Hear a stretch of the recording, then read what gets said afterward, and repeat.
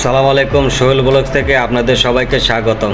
বাংলাদেশে বৈষম্য ছাত্র আন্দোলনের ছাত্রছাত্রীরা এখন পুরো বাংলাদেশে জায়গায় জায়গায় এখন সমাবেশ করতেছে। তারা নতুন একটা রাজনৈতিক সংগঠন করবে। ঠিক আছে, তোমরা রাজনৈতিক সংগঠন করো। আজকে ছাত্রছাত্রীদের ভিতরে কেন আমরা দেখতে পারতেছি মারামারি লাগতেছে? বাংলাদেশে কেন আজকে একটা কলেজের ছাত্রছাত্রীরা আরেকটা কলেজের ছাত্রছাত্রীদের মারতে যায়? আপনাদের এই রাজনৈতিক খেলা এখনই এই মুহূর্তে বন্ধ করেন। বাংলাদেশে আর বিশৃঙ্খলা সৃষ্টি করেন না আপনারা।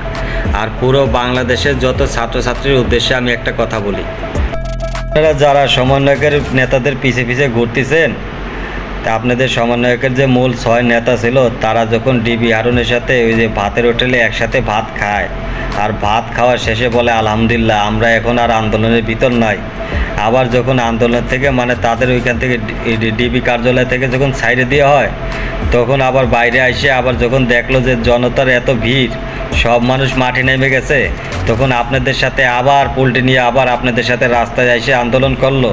আপনারা কি একবারও তদন্ত করছিলেন যে আসলে ডিবি হারুনের সাথে তাদের সাথে কি কথাবার্তা হয়েছিল? তারা তো বলতেছে যে আমাদের ভয়ভীত দেখানো হয়েছে, যার কারণে আমরা ওই কথা বলছি। কেন? ব্যাপারটা তো অন্যরকম হইতে পারে। তাদের তো ভালো একটা চাকরির আশাও দিতে পারে, তাদের তো ভালো একটা পদের আশাও দিতে পারে। আপনারা এইসব যাচাই বাছাই কেন করেন নাই? আপনার না যাচাই বাছাই করে যারা খুশি তারা আপনার নেতা বানিয়ে দিয়েছেন। আর পুরো বাংলাদেশের ছাত্রছাত্রীরা কি ভাইসে আইছে? যারা আন্দোলন করছে, যারা গুলি খাইছে, তারা আজকে বাংলাদেশে বৈষম্য ছাত্র আন্দোলনের নেতা, তারা নিজেরাই তো বৈষম্য করতেছে, তারা নিজেরাই নিজের সাথে বৈষম্য করছে।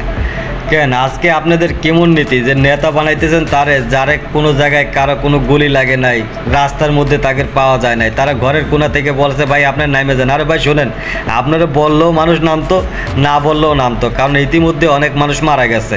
কারো মাথা তখন ঠিক ছিল না, তখন রিক্সাওয়ালা থেকে শুরু করে মুসি সবই রাস্তার ভিতরে কিন্তু নামে গেছে প্রতিবাদ করার জন্য। ঠিক আছে, ওই আপনাদের কথায় ওই কোনো মানুষ একটা কুত্তাও কিন্তু রাস্তায় আসতো না। মানুষ গেছে তাদের আবেগ থেকে, তাদের সন্তানরা রাস্তায় মরতেছে এটা দেখে তাদের সহ্য হয় নাই, সবাই রাস্তায় এসে প্রতিবাদ করছে। তারপরে এই হাসিনার বিদায়। ঠিক আছে, যারাই যে মনে করতেছেন যে সমন্বয়কের জন্য যে এই দেশটা এখন স্বাধীন হয়েছে, তারা মনে করেন যে এই তেল মাখানো কথাবার্তা বন্ধ করেন। সমন্বয়কের কি এখনও বাংলাদেশের মানুষ কয়জন গণে ধরে? এখন মানুষ এখন ভয় পাইতেছে তাদের কি